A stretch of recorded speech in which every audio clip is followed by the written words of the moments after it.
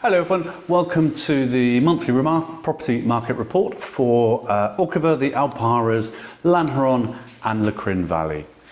As usual, we'll take a look at some of the factual statistics around the property market over the month of September as we come into October and the autumn season, and we will look at the details of those and then look at some general overviews in the market. There are two quite important things happening in the market at the moment.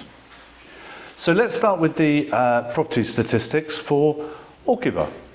In September, there were 96 properties available for sale with an average asking price of just over €265,000. This equates to €1,444 per square metre. This is a slight decline on the previous month, and in fact an average asking price of around €10,000 less than it was in August.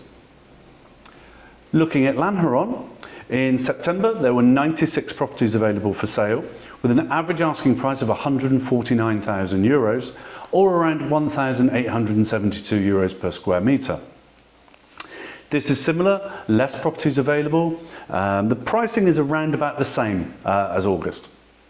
For Lecrin Valley, let's have a look at Pinos del Valle, where there's been quite a bit of activity over the last few weeks.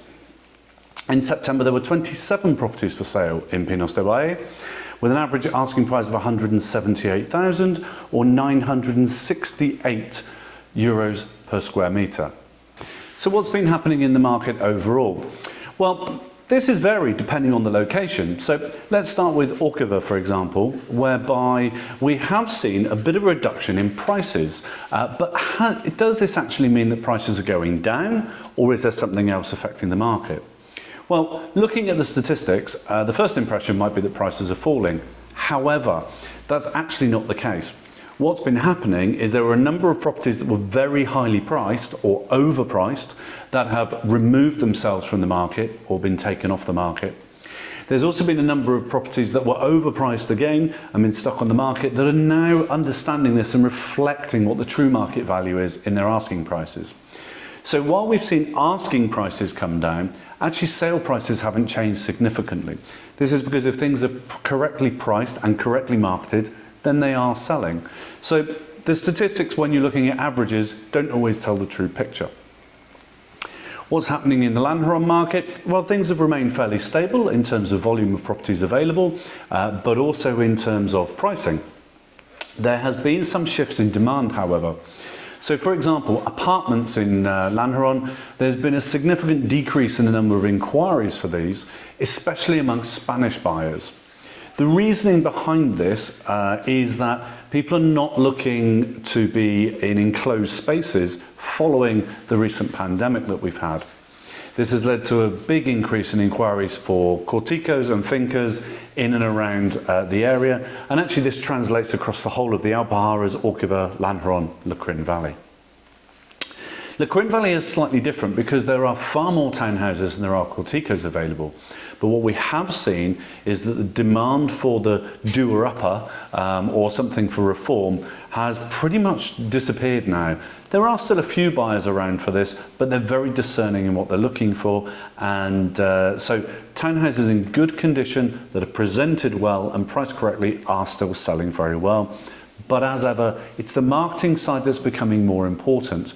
Full video tours are pretty much an essential now for international buyers. They don't just want to go on some terrible old photos that maybe still have the toilet seat up and a cement mixer in the kitchen. You'll have seen those around. So overall, as I said, prices are remaining fairly stable. We have seen asking prices come down, but this is purely a reflection of people now starting to understand that you can't just ask a huge price for your property and expect people to make a low offer.